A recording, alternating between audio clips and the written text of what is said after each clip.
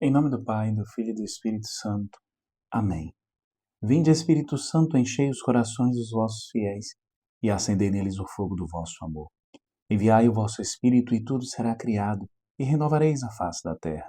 Oremos, ó Deus que instruíste os corações dos vossos fiéis, com a luz do Espírito Santo, fazei que apreciemos retamente todas as coisas, segundo o mesmo Espírito, e gozemos sempre da sua consolação. Por Cristo nosso Senhor. Amém. Maria, sede da sabedoria, rogai por nós. São José, rogai por nós. Em nome do Pai, do Filho e do Espírito Santo. Amém. Meu querido irmão, minha querida irmã, seja muito bem-vindo ao nosso canal. Nós estamos percorrendo o nosso itinerário de reflexão sobre o livro dos Provérbios. Dentro desta obra, nós nos encontramos no prólogo, o qual corresponde aos 9 primeiros capítulos. No prólogo, nós nos encontramos na seção que corresponde ao capítulo 6, os versículos de 20 a 35. E esta sessão pode ser intitulada de Aviso contra o Adultério ou Retomada do Aviso contra o Adultério. Hoje nós vamos meditar Provérbios, capítulo 6, versículo 29, que diz assim: Assim acontece com aquele que se aproxima da mulher do próximo. Não ficará impune todo o que a toca. Observemos essas palavras. Aqui o provérbio deixa de lado a imagem metafórica do fogo, das brasas, que essas imagens estavam presentes nos 2 versículos anteriores, ou seja, Provérbios capítulo 6, versículos 27 e 28, e agora aplica a lição de forma direta. Qual é a mensagem que agora de forma direta o livro dos Provérbios traz? O adultério é um caminho de contaminação, e nenhum homem que nele põe os pés pode dizer-se puro. É esta mensagem forte, este alerta de Deus para nós que o livro dos Provérbios traz neste versículo. Recordemos, aliás, mais uma vez, não deixemos escapar esta mensagem, que esta mensagem se fixe em nosso coração e nossa alma. Não ficará impune todo o que toca a mulher do próximo. É o que acontece com aquele que comete adultério. É interessante nós notarmos que na tradição do Antigo Testamento, aqueles que meditavam sobre a lei de Deus, os estudiosos da lei de Deus, viam aqui um princípio fundamental. O adultério não é apenas uma ofensa contra a mulher e seu marido, mas contra a própria kedushá, ou seja, contra a própria santidade. A palavra que em hebraico nós traduzimos por santidade, kedushá, mas contra a própria kedushá de quem? Do povo de Israel. Era assim que os mestres estudiosos da lei de Deus, quase que por unanimidade, interpretavam o pecado do adultério. Viam no pecado do adultério não só um pecado contra uma vítima específica, não só contra a mulher traída ou contra o marido traído. Além de ser um pecado contra esta pessoa que for lesada, é um pecado também contra a kedushá do povo de Israel, contra a santidade do povo de Israel. E por que o adultério era visto desse modo? Pelo fato de tocar no que pertence a outro é violar a aliança de Deus. De fato, se nós formos analisar, eu já falei aqui reiteradamente que o adultério é visto na Bíblia, tanto no Antigo como no Novo Testamento, como algo análogo ao pecado da idolatria. Por vezes a idolatria é chamada de adultério. E por vezes o adúltero é chamado de idólatra. São pecados análogos. Agora, observemos por quê. Porque o adultério vai contra a santidade do matrimônio. E o matrimônio, assim como o adultério é análogo à idolatria, o matrimônio é análogo à aliança de Deus com o seu povo. E isso está presente também, tanto no Antigo como no Novo Testamento. No Antigo Testamento, nós vemos Deus se referindo ao seu povo de Israel, principalmente nos profetas, como sua esposa. Ou seja, a aliança entre Deus e o povo de Israel é como uma aliança matrimonial. Uma aliança matrimonial. Muitas vezes a aliança é chamada de um matrimônio de Deus com o seu povo. No Novo Testamento também ocorre isso. Cristo é chamado de o esposo da igreja. Aliás, tem aquela passagem de São Paulo na carta aos Efésios,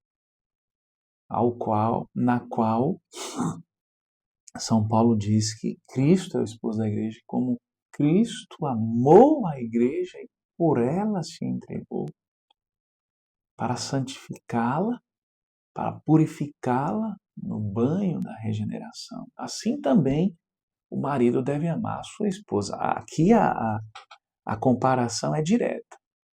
Então, observemos. O adultério, portanto, é um pecado que implica tocar o pacto de Deus com o seu povo, na aliança de Deus com o seu povo. É uma espécie de rompimento com esta aliança.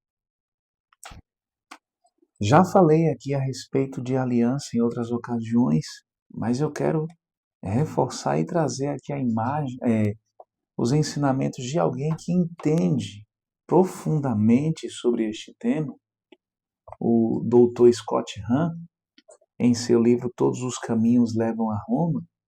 O livro em que ele narra é um livro de coautoria com a sua esposa, Kimberly Hahn. É um livro no qual os dois narram o seu percurso de conversão do protestantismo para o catolicismo. Ele, ex-pastor presbiteriano, e ela, filha de pastor, neta de pastor, bisneta de pastor presbiteriano.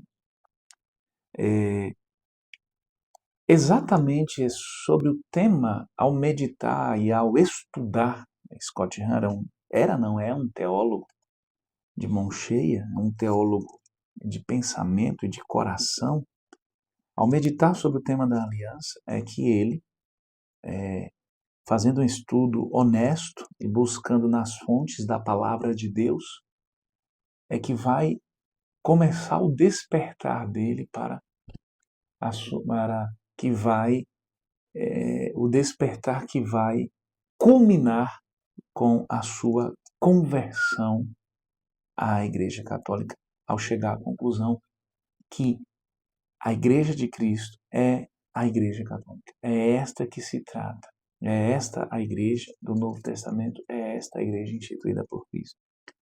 Mas o que cabe aqui para nós é o que Scott Hahn, ao estudar sobre a aliança, descobre de que é que se trata, o que é que a palavra de Deus nos mostra a respeito da aliança. Scott Hahn fala assim no livro Todos os Caminhos Levam a Roma. Ele retorna a este tema em outros livros seus. É um tema sobre o qual ele ama se debruçar. Ele diz assim: para os antigos hebreus, aliança e contrato eram coisas muito diferentes. Na Escritura, os contratos implicavam simplesmente o intercâmbio de propriedade. O intercâmbio de propriedade, a troca de propriedade, ou onde duas ou mais pessoas partilhavam das suas propriedades. Isso era um contrato. E a gente vê isso principalmente lá no livro do Gênesis. Enquanto as alianças implicavam o intercâmbio de pessoas, ao ponto de formarem laços sagrados de família. O parentesco, portanto, estabelecia-se mediante uma aliança. Visto à luz do Antigo Testamento, o conceito de aliança não era teórico nem abstrato. De fato, o parentesco por aliança era mais forte do que o parentesco biológico. O significado mais profundo das alianças divinas no Antigo Testamento era a adoção por parte de Deus de Israel como sua própria família. Observemos, a aliança, portanto, é o pacto onde Deus estabelece com o seu povo uma relação de parentesco, uma relação familiar. Deus, é por isso que nos pactos de aliança, nas fórmulas de aliança, ao concluir, Deus diz: serei o seu Deus e vós sereis o meu povo. Serei o vosso Deus e vós sereis o meu povo. É este o resultado da aliança selada por Deus com o seu povo.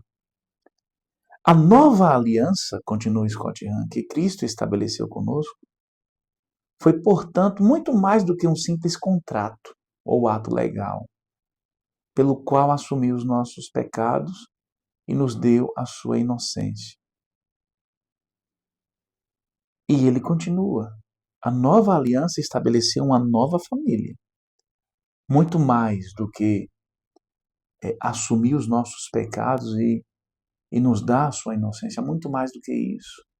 Tal como explica o protestantismo, vai além. A nova aliança estabeleceu uma nova família que abarca toda a humanidade, com a qual Cristo partilhou a sua própria filiação divina, fazendo-nos filhos de Deus. Como ato de aliança, ser justificado significa partilhar a graça de Cristo como filhos e filhas de Deus. Ser santificado significa partilhar a vida e o poder do Espírito Santo. A partir dessa luz, a graça de Deus convertia-se em algo muito maior do que um simples favor divino. Era o dom atual da vida de Deus na filiação divina. É isso que a aliança faz, estabelece. É por isso que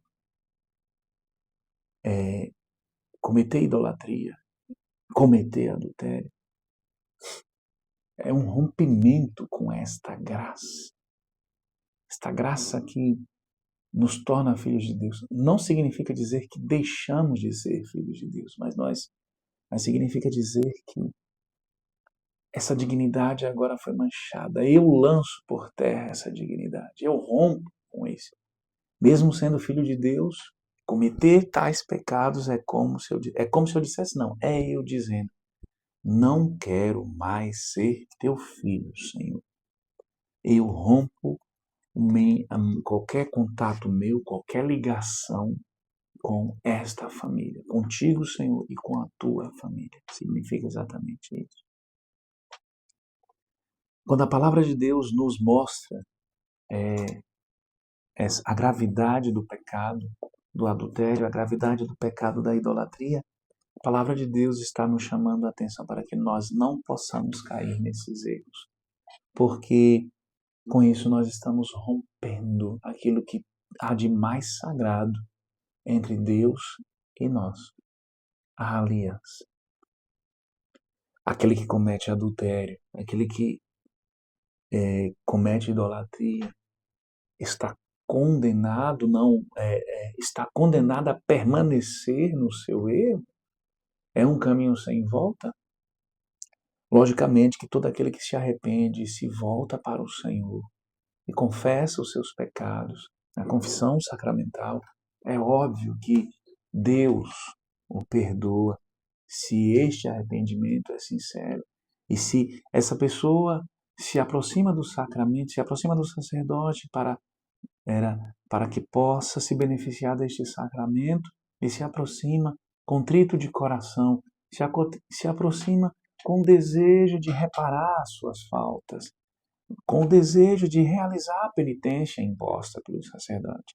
É claro que isso acontece. É claro que Deus renova a sua aliança com este seu filho, com esta sua filha. É claro que Deus perdoa os seus pecados. Mas não esperemos, irmãos, não deixemos que venha a acontecer essa ruptura, porque nós não sabemos como será a nossa vida. Nós não podemos calcular, nós não podemos prever se após a realização do pecado, se ainda teremos tempo de nos arrepender. Aliás, não deixemos surgir em nós nem mesmo o mínimo desejo de cair no pecado que rompe a aliança divina.